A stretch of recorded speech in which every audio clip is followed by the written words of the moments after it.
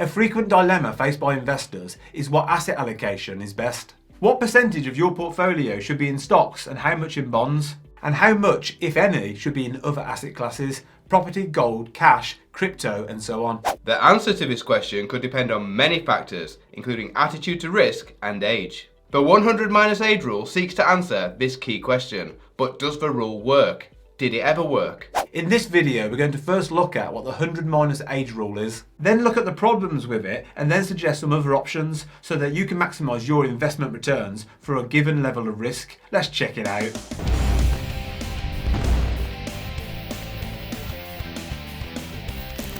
Welcome to moneyunshackled.com, the investment and finance channel and website that sets you and your finances free.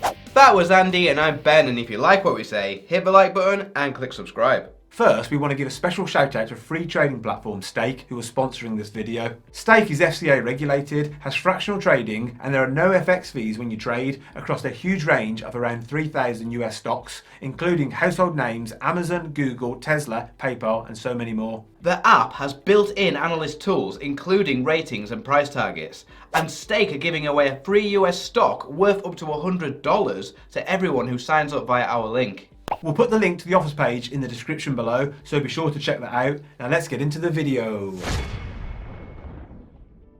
Stocks versus bonds.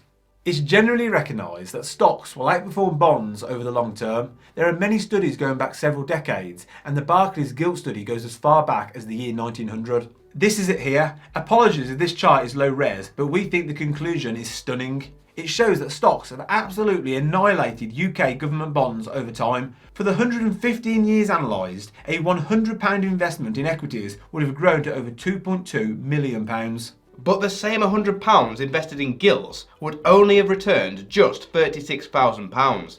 Note that the insignificant rounding we applied to the equity figure was the total return from gilts. I mean, that says it all. The gilt return is a rounding error. Armed with this knowledge, you might think that you should invest 100% in stocks, but unfortunately it might not be that straightforward. There have been long periods when stocks have not only underperformed relative to bonds, but have also had negative returns spanning many years. This could be a problem if that stock market underperformance happens to fall during the years that you're investing. Government-issued bonds such as UK gilts and US Treasuries tend to be far less volatile than stocks. This means they can be ideal for investors who cannot handle the huge swings that you often get with stocks. Not only that, but stocks and bonds react differently to the things that are happening in the economy. For example, a change in interest rates will have a direct effect on bond prices. That's not to say they don't impact stocks at all, because they do, but the impact is not as prominent and is more indirect.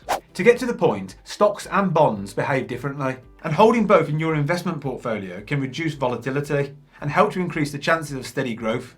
This will likely lead to lower overall returns over the long term, but may help an investor sleep at night, as it will hopefully avoid huge portfolio losses at any one time. What is the 100 minus age rule?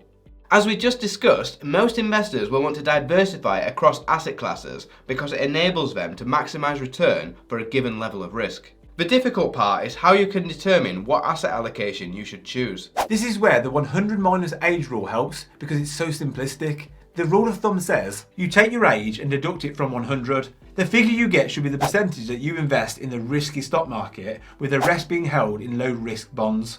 For example, if you're aged 35, you would invest around 65% in the stock market and 35% in bonds.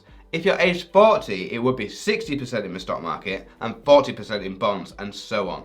The idea is that as you age, you cannot afford to take on excessive risk, so this method will gradually reduce risk as you get older. As you get older, most people will be more concerned with the return of their money rather than the return on their money. This is because when you're young, if you lose money, you have the time and probably the health and ability to fix this. Also, you will have more years for stock markets to recover. You won't have this advantage the older you are. Why the rule doesn't work? Number 1. Designed when bonds were good. The biggest gripe we have with this rule is that it was created when interest rates were good, but that's not the world we live in today.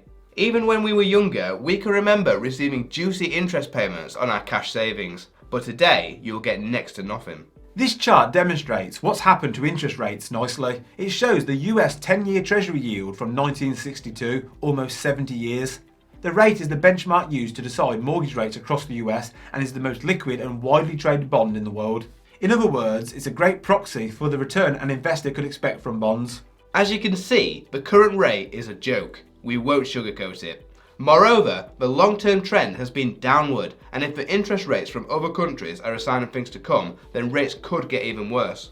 A 50-year-old investor basing their allocation on the 100- age rule would have half of their portfolio in this lackluster asset, returning nothing and producing a negative real return. Number 2, access to different assets now. Another problem with the rule is that when it was first conceived, an investor would have likely had access to only their local stock market and local bond market. Today, we can invest in almost anything imaginable. It is possible to invest in almost any listed company in the world, and the range of available asset classes has also greatly improved. To put it another way, we can build a portfolio that just wasn't possible decades ago.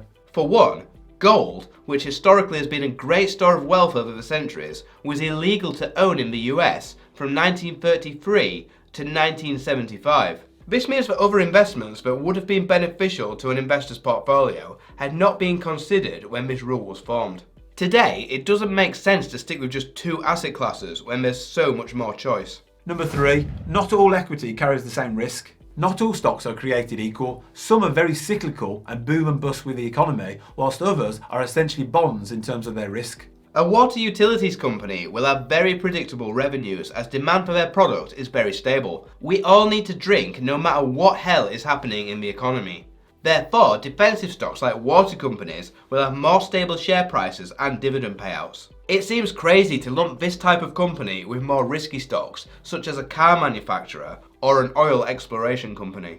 Number 4, no longer need an annuity. In 2015, UK pension rules were changed so that you no longer have to buy an annuity when you retire. An annuity is an insurance product which guarantees an income. Instead, you can keep your pension pot invested and draw down on it, but this puts you at the mercy of investment markets. Therefore, it's really important that your investments continue to work well after your retirement age, as you may need this money to last for decades. Imagine being age 70 with 70% of your wealth in bonds producing no return. Your pot will run out, leaving you royally screwed. Number 5, life expectancy and retirement age. We all are living longer. If you're hanging up your working boots decades before your expected age of death, you need that investment pot to continue working at a respectable rate above the meagre returns provided by bonds. These charts from the ONS show that a 32-year-old man is expected to live until age 85 and has a 25% chance of reaching 95. For women, they have a life expectancy of 88 and a 25% chance of hitting 96. Number 6, state pension, social security. We've covered this a few times recently, but as a reminder, governments around the world, including the UK, are broke. An axe will have to be taken to areas of government spending that are unaffordable. And we're sad to say the axe will almost certainly fall on the state pension sooner or later. Consequently, you are fully responsible for your future and you need to grow your own investment pot. To give it the best chance, you need to take on more financial risk than what the 100- age rule implies. Now that we've disproved the rule, what other options are there? 110 or 120 minus your age. Some financial advisors are now supporting 110 or 120 minus your age. It's exactly the same concept, but it ensures that you hold on to more equity than the previous rule proposed. So, for example, a 40-year-old using the 120 minus their age rule would have 80% in stocks and 20% in bonds. Even at age 70, you would still have 50% in stocks. We can't advise you, but this modified rule does give your investments a better chance of surviving for longer. We also wouldn't ignore other asset classes. We will be more inclined to split the allocation of the portfolio previously assigned to bonds to also invest in other defensive assets such as gold. Property could also be used as their values don't fluctuate as much as stocks and tend to have more reliable income. Vanguard's glide path. Vanguard use the glide path in their target retirement range of funds. We don't have time to talk about them in any detail in this video, but we'll link to another video in the description below that you might be interested in. We don't know the origin of this particular glide path, but Vanguard must have faith in it as they built an entire fund range around it. This differs to the 100- age rule as it shifts from equity to bonds more slowly and never drops below around 30% shares no matter your age. Risk tolerance, Larry Swedroe. Instead of basing asset allocation solely on age, Larry Swedroe, an investing guru, encourages us to consider the amount of risk we can tolerate and proposes these allocations. An investor who could accept a loss of 35% should split their portfolio 80% stocks to 20% bonds.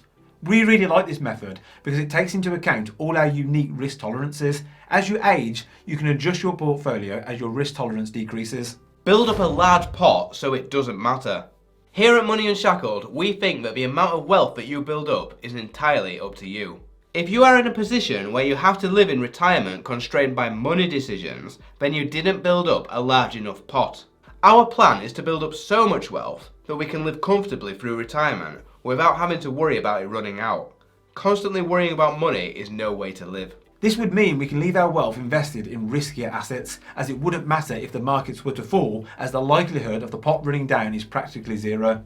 This is one way the rich keep getting richer, because they're not constrained by money concerns and their wealth can grow unimpeded. For our younger viewers, we would urge you to take measured risks while you're young so that you don't have to count pennies when you're old. Question of the day: what is your asset allocation and why? Let us know down in the comments. Thanks for watching. On this channel we talk a lot about personal finance, investing and all things money. And if you want to see more great content, please click the subscribe button below.